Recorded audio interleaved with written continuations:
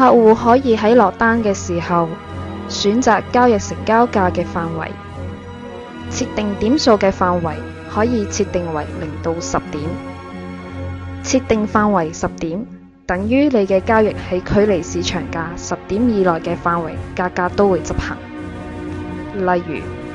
市場價格為970個7，設定範圍為10點，交易就可以喺969個7至971個7之間成交。如果市場價格超出咗設定範圍，交易就唔會成交。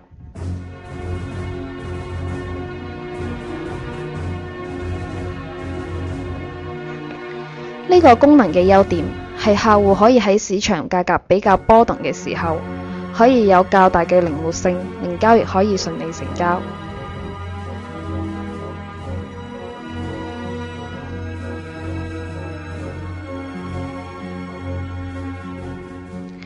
如果客戶要按當時嘅市場價位執行，